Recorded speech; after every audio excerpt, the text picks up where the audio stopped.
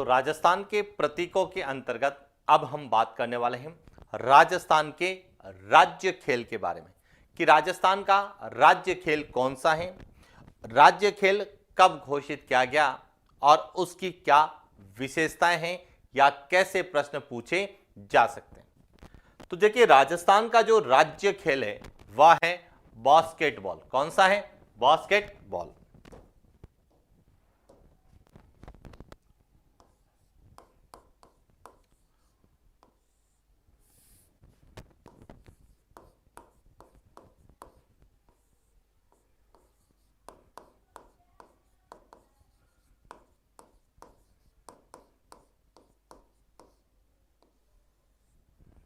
Clear हो गया? Basketball है। अब आता है कि इसे राज्य खेल का दर्जा कब दिया गया, तो 1948 में। 1948 में बास्केटबॉल को राजस्थान के राज्य खेल का दर्जा दिया गया। Point clear?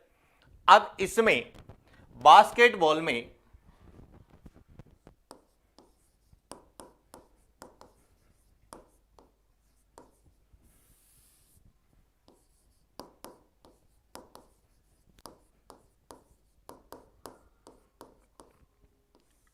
बास्केटबॉल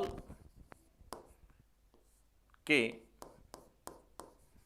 प्रत्येक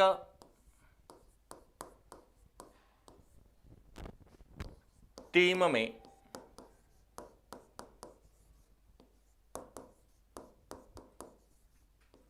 5-5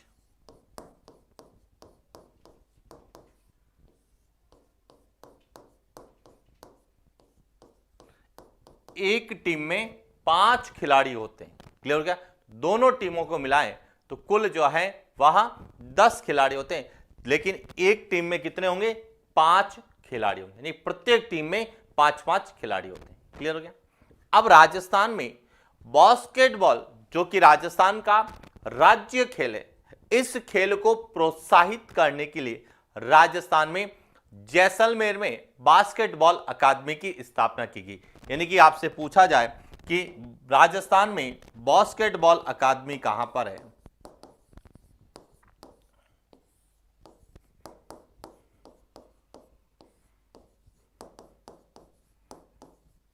राजस्थान में बास्केटबॉल अकादमी यहां कहां पर है?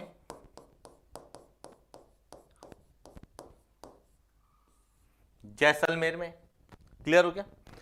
और बास्केटबॉल में महिलाओं की भागीदारी को सुनिश्चित करने और महिलाओं को बास्केटबॉल के प्रति जागरूक करने के उद्देश्य से महिला बास्केटबॉल अकादमी की भी स्थापना राजस्थान में की गई। कहां पर है? तो देखिए,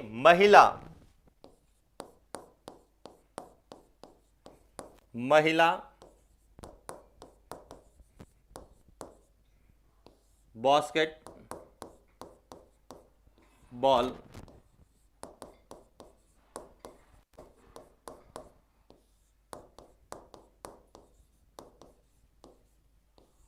यह कहां पर है?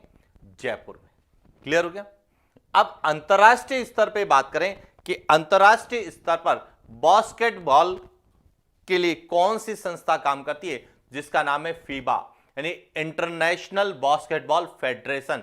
फीबा जो है यह बास्केटबॉल के लिए अंतरराष्ट्रीय स्तर की संस्था है। तो आपसे पूछा जा सकता है फीबा का संबंध किससे है? फीबा यानी कि फेडरेशन ऑफ जो है इंटरनेशनल बास्केटबॉल, यानी कि अंतरराष्ट्रीय बास्केटबॉल संघ।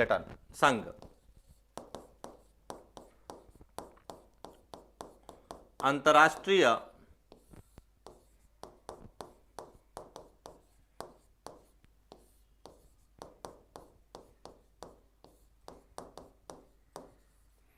यह अंतरराष्ट्रीय स्तर पर जो है बास्केटबॉल के लिए कार्य करती।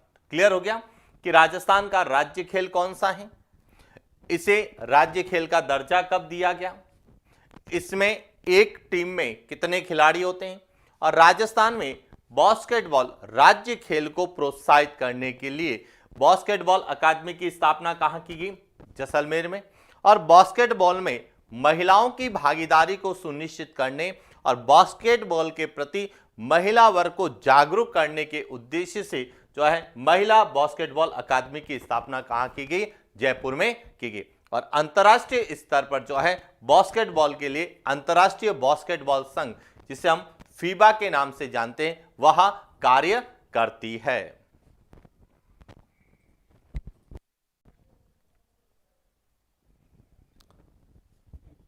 अब हम बात करते हैं राजस्थान के प्रतीक के अंतर्गत राजस्थान का राज्य लोकगीत।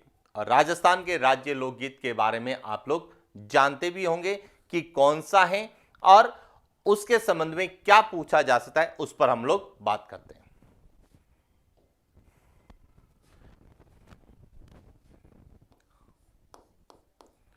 राज्य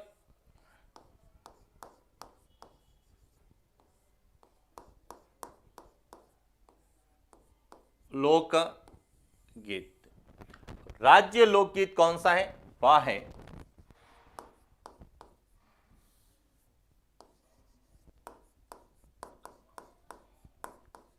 केसरिया बालम।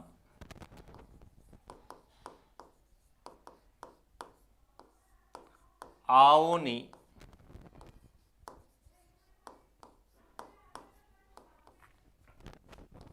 पधारो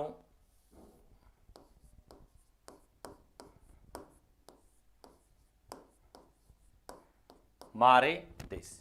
यह राजस्थान का क्या है? लोकगीत। सबसे पहले प्रश्न आता है कि यह जो लोकगीत है यानी केसरिया बालम आओ नी पधारो मारे देश, यह किस श्रेणी के अंतर्गत आता है, यानी कि कैसा लोकगीत है? तो देखिए ध्यान रखना, सबसे पहला कि यह एक विरह गीत है। यह एक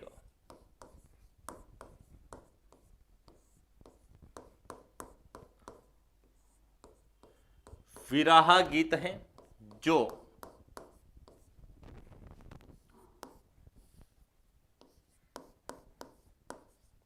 मांड गायन शैली में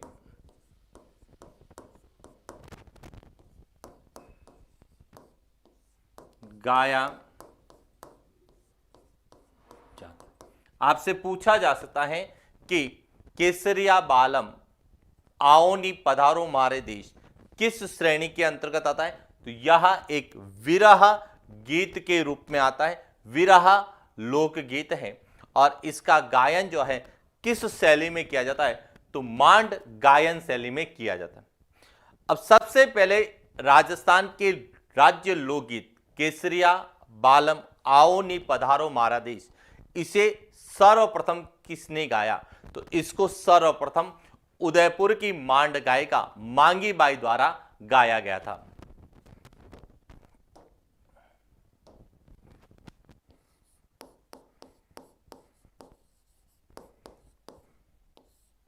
राजस्थान के राज्य लोक गीत का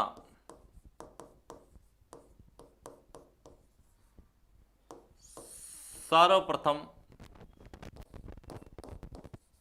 गायन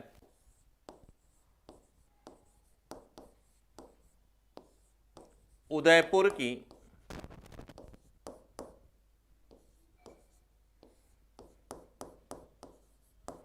मांड गायिका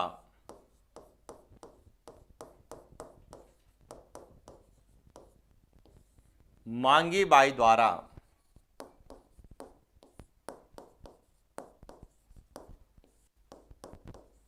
किया गया। यानी कि सबसे पहले इसको किसने गाया था? सबसे पहले इसको जो है उदयपुर की मांड गायिका मांगी बाई द्वारा गाया।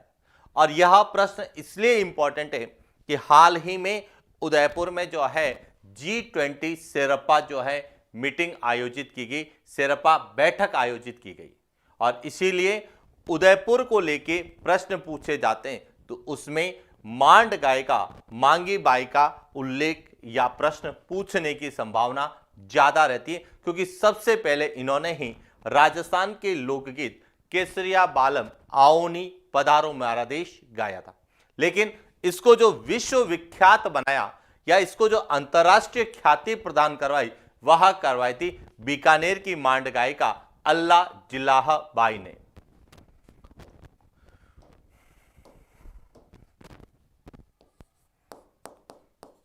राज्य लोक गीत को अंतरराष्ट्रीय ख्याति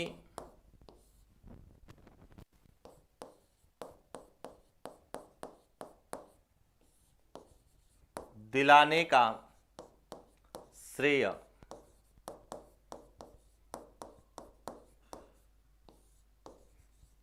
बीकानेर की मांड गायिका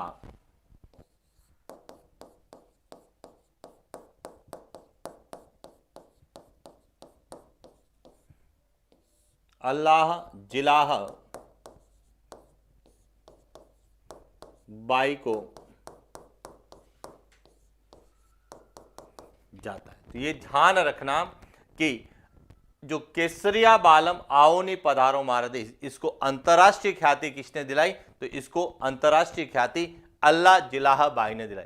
जबकि इसको सबसे पहले किसके द्वारा गाया गया था? उदयपुर की मांड गायिका मांगी बाई के द्वारा गाया गया था। और यह जो है यह मांड गायन शैली में गाया जाता है। और यह किस श्रेणी के अंतर्गत आता है? यह जो है विरह गीत के अंतर्गत आता है। और अल्लाह जिला बाई जिसके बारे में कहा जाता है, या इसे मरु कोकिला की भी संज्ञा दी गई है, जिसे हम बाईजी के नाम से जानते हैं। यह अल्लाह जिला बाई जिस पर डाक विभाग के द्वारा जो है एक डाक टिकट भी जारी किया गया था। क्लियर हो गया? और अल्लाह जिला बाई जिसे हम क्या बोलते हैं? मरु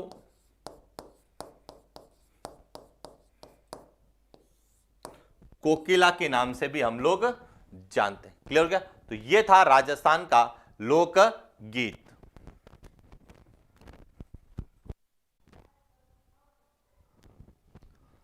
और राजस्थान के लोक गीत के बाद हम बात करेंगे राजस्थान के राज्य कवि की, कि राजस्थान का राज्य कवि कौन है और राज्य कवि को लेके क्या प्रश्न हमें पूछे जाते हैं। तो देखिए, राजस्थान के जो राज्य कवि है वह है सूर्यमल मिश्रण। किसे राज्य कवि का दर्जा दिया गया? सूर्यमल मिश्रण को दिया गया। तो राजस्थान के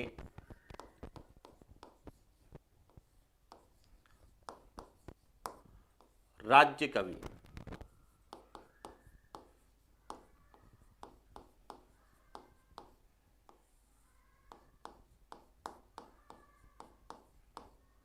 सूर्यमल मिश्रण। क्लियर हो गया?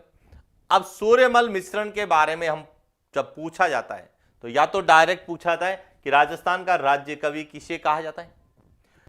दूसरा पॉइंट, इनका जो संबंध है वह हाड़ौती क्षेत्र से, कि यह बूंदी के महाराव राम सिंह द्वितीय के जो है दरबारी कवि थे।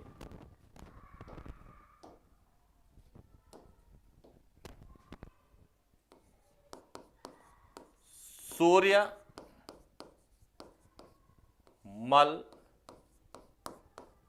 मिश्रण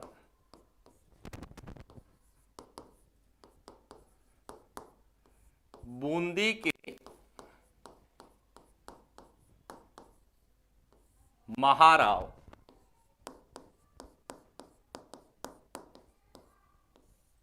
राम सिंह के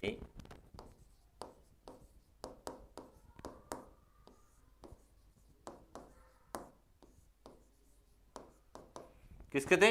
बूंदी के महाराव राम सिंह के यहां जो है क्या थे? दरबारी कवि थे। और जब यहां इनके दरबार में रहे तो इन्होंने कई सारी रचनाएं लिखी, और इसीलिए सूर्यमल मिश्रण को जो है राजस्थान के कवि जो है, राजस्थान में जो कवि है उनमें नव जागरण का प्रथम कवि माना जाता है। यानी कि सूर्यमल मिश्रण को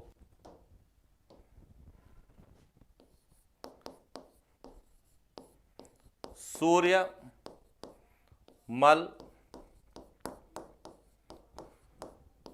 मिश्रण को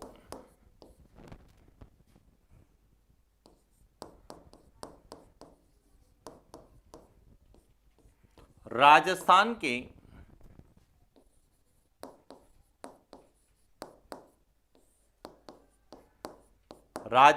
के कवियों में नव जागरण का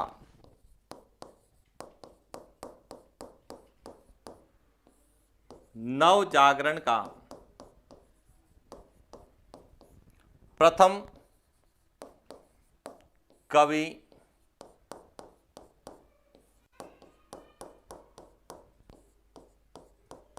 माना जाता। आपसे पूछा जा सकता है कि राजस्थान में नव जागरण का प्रथम कवि किसे माना जाता है, तो सूर्यमल मिश्रण को माना जाता है।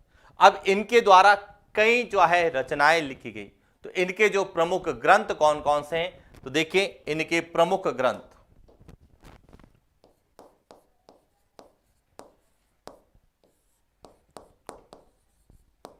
जिसमें है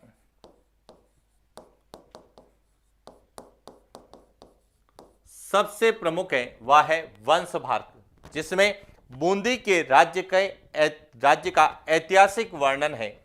और इसकी शुरुआत तो जो है किसने की थी, सूर्यमल मिश्र ने की थी, लेकिन इसको पूरा किया था इनके दत्तक पुत्र थे मुरारी दान ने वंश भास्कर को पूरा किया था, जो कि राजस्थान के साहित्य के अंतर्गत हम लोग पढ़ते भी।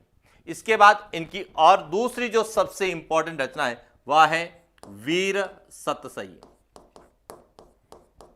वीर सतसई जो कि 1857 की क्रांति का एक जीवंत प्रमाण है। और सूर्यमल मिश्रण के बारे में कहा जाता था कि वह इतिहासकार जो एक योद्धा था और तलवारों की खनखनाट के मध्य रणभूमि में कविताएं लिखता था, तो वह कौन था, सूर्यमल मिश्रण। कि वह इतिहासकार जो तलवारों की खनखनाट के मध्य युद्ध भूमि में इतिहास लिखता था, कविताएं लिखता था, तो वह सूर्यमल मिश्रण था। और उनके द्वारा 1857 की क्रांति का जीवंत प्रमाण के रूप में एक रचना है जिसे कहते हैं वीर सतसई। तो वंश भास्कर और वीर सतसई सबसे ज्यादा एग्जाम में पूछी जाने वाली रचनाएं, और डायरेक्ट पूछा जाता है कि वंश भास्कर किसने लिखी, तो सूर्यमल मिश्रण ने लिखी थी, लेकिन पूरा किया था इनके पुत्र थे मुरारी दान ने। और दूसरी कौन सी है, वीर सतसई। इसके अलावा इन्होंने बलवंत विलास,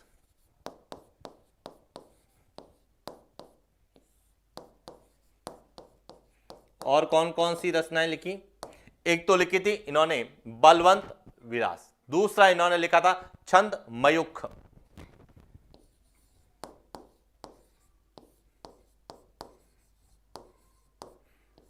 छंद मयूख भी इनकी रचना है। इसके अलावा बुद्ध चरित्र, बुद्ध सिंह चरित्र,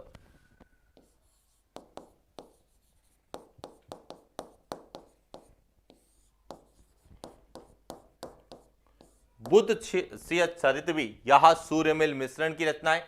इसके अलावा सती रासो, सती रासो और धातु रूपावली,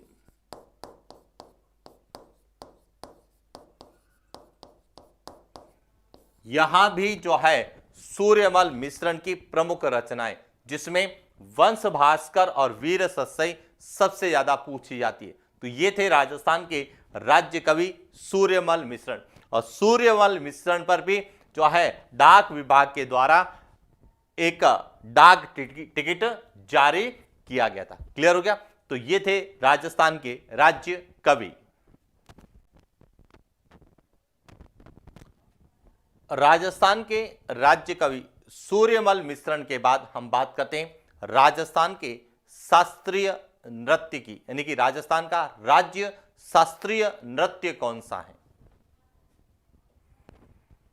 तो देख रहे हैं यह राजस्थान का राज्य शास्त्रीय नृत्य है जिसे हम कथक के नाम से जानते हैं। राज्य शास्त्रीय नृत्य।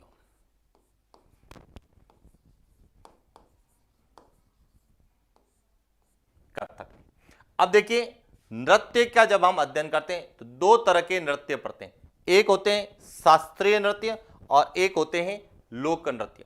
तो जो राजस्थान का राज्य शास्त्रीय नृत्य है वह कथक है, जबकि राजस्थान का लोक नृत्य वह घूमर है। अब दोनों में अंतर क्या है? अंतर है कि जो शास्त्रीय नृत्य होते हैं इसमें पर्टिकुलर एक विधा का प्रयोग होता है और गुरु शिष्य परंपरा का जो है इसमें समावेश होता है, जबकि लोक नृत्य में किसी प्रकार की विधा का प्रयोग नहीं होता है और गुरु शिष्य परंपरा का वहां पालन नहीं होता है, जबकि शास्त्रीय नृत्य में गुरु शिष्य परंपरा का पालन होता है और इसमें पर्टिकुलर विशेष प्रकार की विधा का प्रयोग किया जाता है। क्लियर?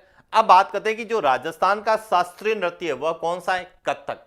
तो कथक की सबसे पहले आती है कि कथक जो शास्त्रीय नृत्य इसकी उत्पत्ति कहां हुई? तो इसकी उत्पत्ति हुई थी जयपुर में। कहां पर हुई थी? जयपुर में।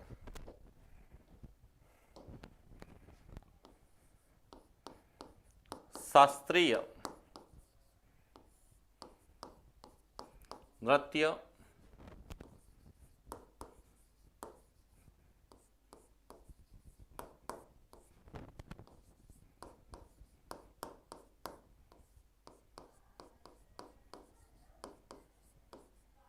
कहां हुई थी? जयपुर में। क्लियर हो गया? अब राजस्थान या भारत की बात करें या उत्तर भारत में, तो उत्तर भारत में सर्वाधिक प्रचलित जो शास्त्रीय नृत्य है वह कौन सा है? कथक है। हालांकि भारत के शास्त्रीय नृत्यों में कई तरह के शास्त्रीय नृत्य, कथकली भी है, आपने जो है भरतनाट्यम भी पढ़ा होगा, लेकिन उत्तर भारत का प्रमुख शास्त्रीय नृत्य कौन सा है? तो वह कथक है। और कथक के दो प्रसिद्ध घराने हुए हैं, एक जयपुर घराना और दूसरा है वह लखनऊ घराना।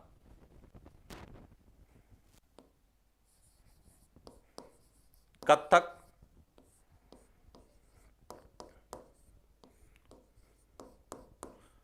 उत्तर भारत का प्रमुख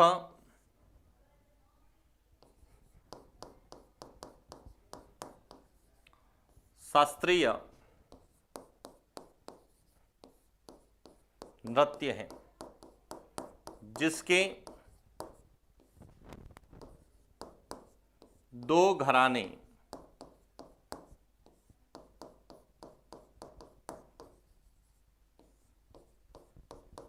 प्रसिद्ध है। एक है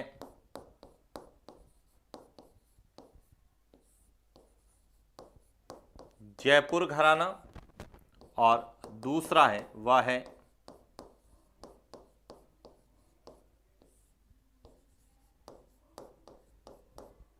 लखनऊ घराना। यह दोनों ही जो है कथक के लिए जाने जाते हैं, लेकिन कथक की जो उत्पत्ति है यह जयपुर घराने यानी कि जयपुर में हुई है और यह राजस्थान में प्रचलित एकमात्र शास्त्रीय नृत्य। यह भी पूछा जाता है कि राजस्थान में प्रचलित एकमात्र शास्त्रीय नृत्य कौन सा है? तो वह कथक है, जो कि राजस्थान का क्या है? शास्त्रीय राज्य शास्त्रीय नृत्य है।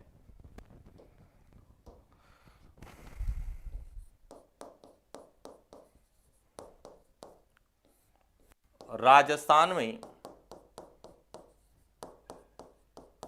प्रचलित एकमात्र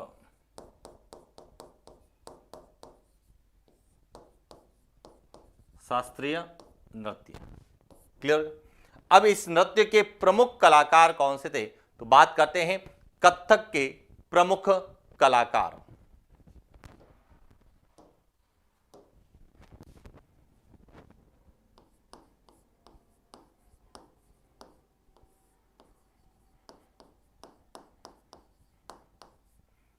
इस नृत्य के प्रमुख कलाकार कौन थे? एक तो थे बिरजू महाराज,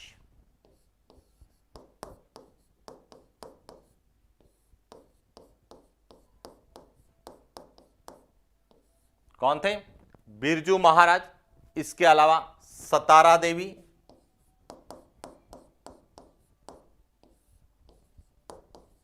यहां कथक की जो है एक प्रसिद्ध नृत्यांगना हुई। इसी तरह से मालविका, चित्रा,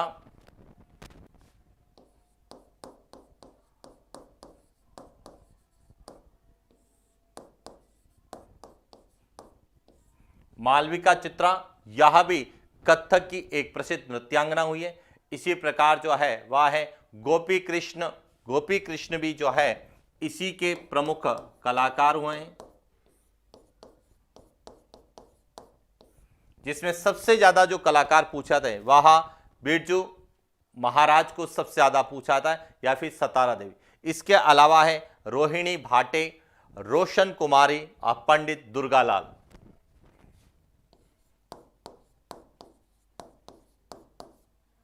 रोहिणी भाटे,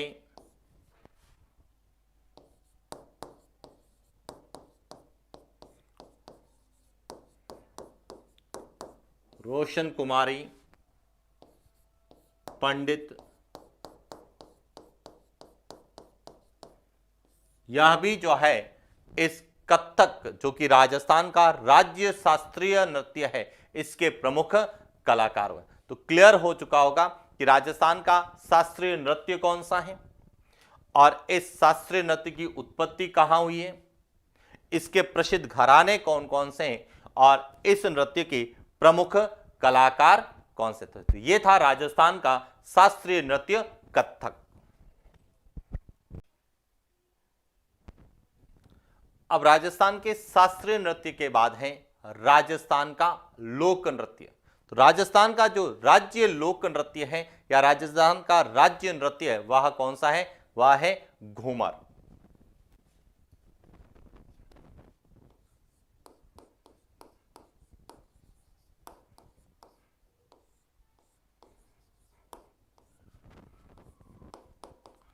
राज्य नृत्य या राज्य लोक नृत्य कौन सा है? घूमर। अब देखिए घूमर का अर्थ होता है घूमकर नाचना, और यह विशेष रूप से राजस्थान में जो भी मांगलिक अवसर होते हैं, त्योहार होते हैं या वैवाहिक जब अवसर होते हैं तो महिलाओं द्वारा किया जाने वाला नृत्य है, और यह सबसे ज्यादा राजपूत महिलाओं के द्वारा किया जाता है। तो इसीलिए यह ध्यान रखना कि घूमर शब्द का अर्थ है, घूमर शब्द का शाब्दिक अर्थ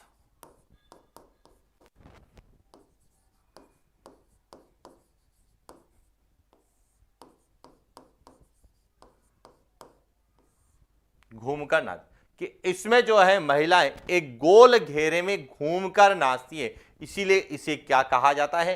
घूमर कहा जाता है। और घूमर को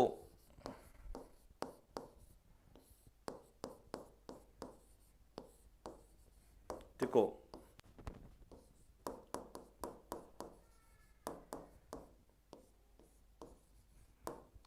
राजस्थान का सिरमौर कहा जाता है। क्या कहा जाता है? राजस्थान का सिरमौर या राजस्थान के नृत्यों का सिरमौर। राजस्थानी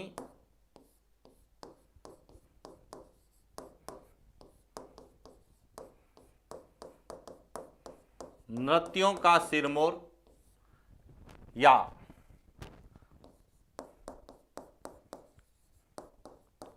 राजस्थानी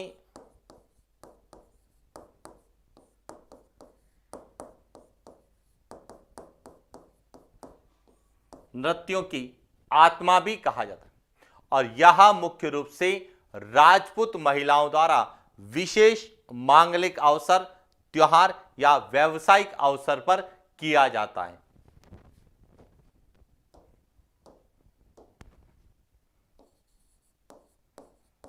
घूमर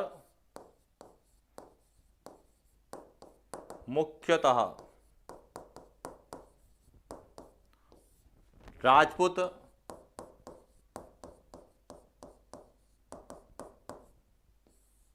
महिलाओं का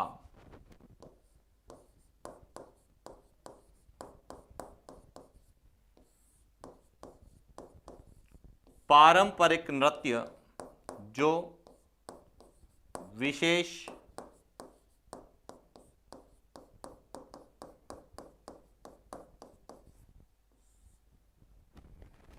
मांगलिक अवसर, विवाह या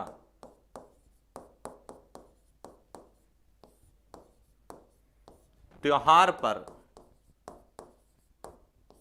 किया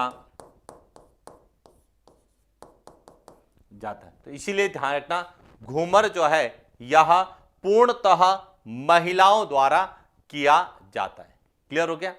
और यह जो है राजस्थान का पारंपरिक नृत्य है और महिलाओं द्वारा किया जाने वाला यह एक पारंपरिक नृत्य है जो विशेष मांगलिक त्योहार पर या विवाह के अवसर पर या जो त्योहार होते हैं उन अवसर पर किया जाता है। तो केवल आपको यह पता होना चाहिए कि राजस्थान का राज्य नृत्य कौन सा है और यह किसके द्वारा और कब किया जाता है। क्लियर हो गया। तो यह था राजस्थान का राज्य नृत्य।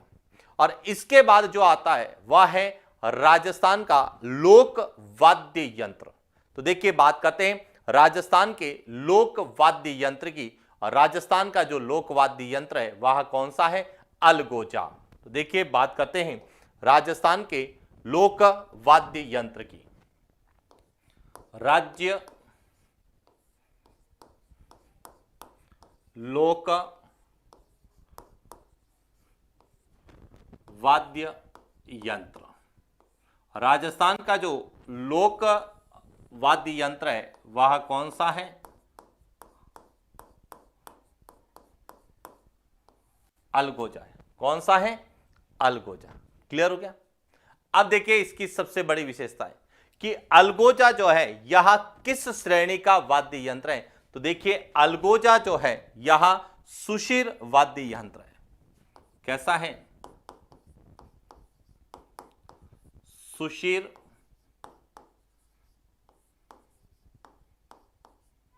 वाद्य यंत्र। अब सुशिर वाद्य यंत्र का मतलब है ऐसे वाद्य यंत्र जो मुंह से फूंक द्वारा बजाए जाते हैं, फूंक लगाकर बजाए जाते हैं, उन्हें हम क्या कहते हैं? सुशिर वाद्य यंत्र।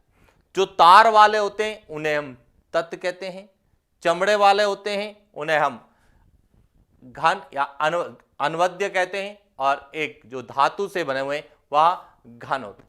तो वाद्य यंत्रों की जो अलग अलग श्रेणियां हैं उन श्रेणियों में एक श्रेणी है सुशिर, और सुशिर वाद्य यंत्र में जो अलगोजा है यह राजस्थान का जो है वह राज्य लोक वाद्य यंत्र है। अब सबसे इंपॉर्टेंट चीज है कि इसकी क्या विशेषता होती है। तो यह एक बांसुरी के समान होता है जिसमें 4 छेद वाली 2 बांसुरी का प्रयोग किया जाता है। कि अलगोजा जो है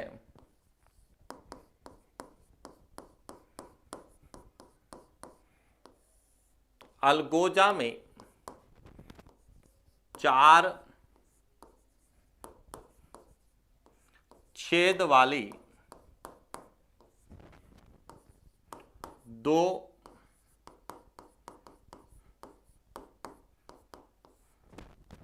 बांसुरी का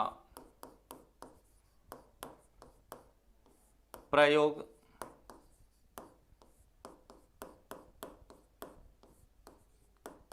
किया जाता है।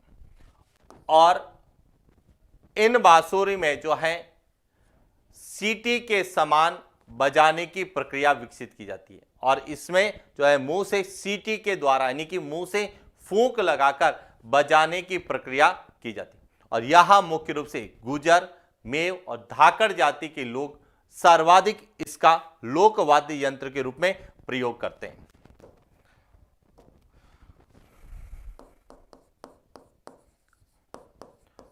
राजस्थान में मेव, धाकड़, गुर्जर जाति के लोग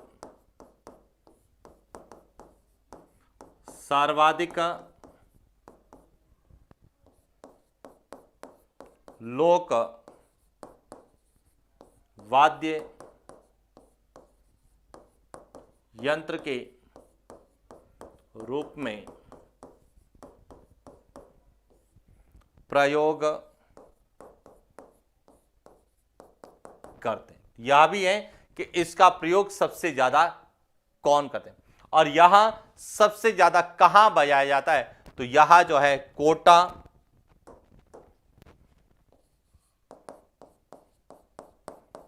अलगोजा, कोटा, बूंदी, अजमेर, अलवर जिलों में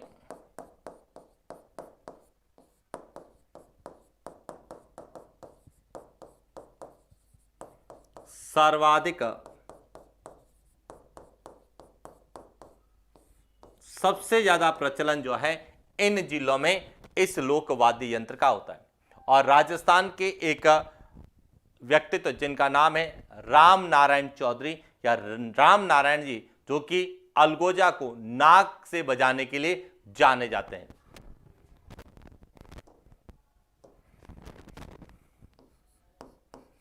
राम नारायण नाक से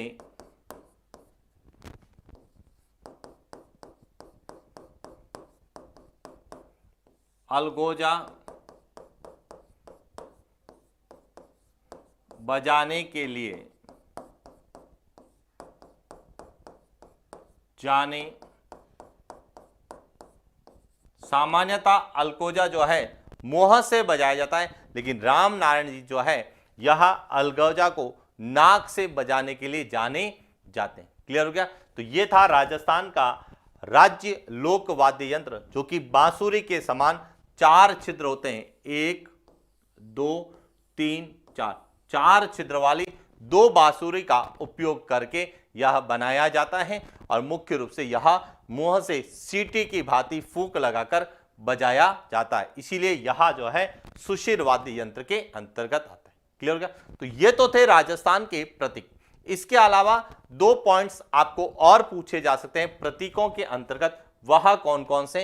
एक तो पूछा जा सकता है कि राजस्थान की राजधानी,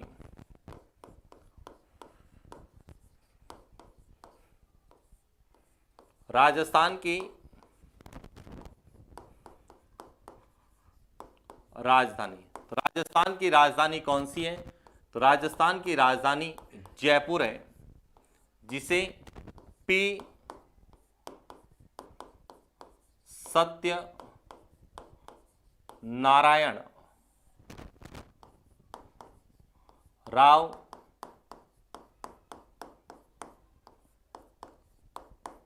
समिति की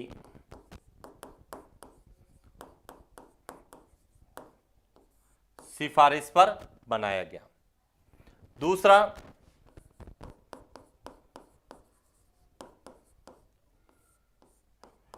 राजस्थान दिवस यह प्रतिवर्ष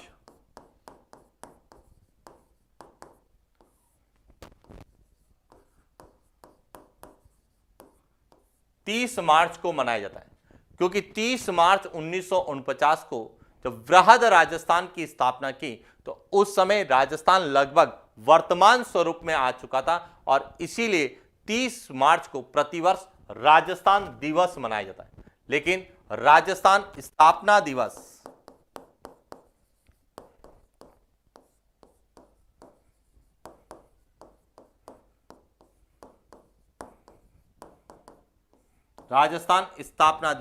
यह प्रतिवर्ष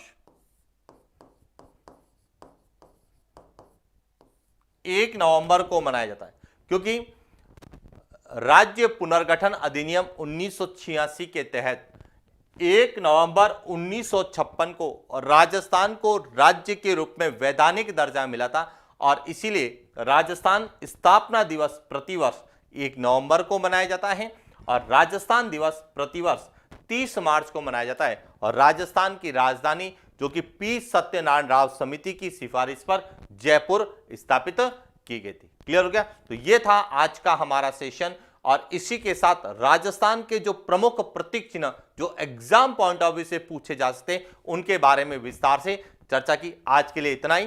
थैंक यू।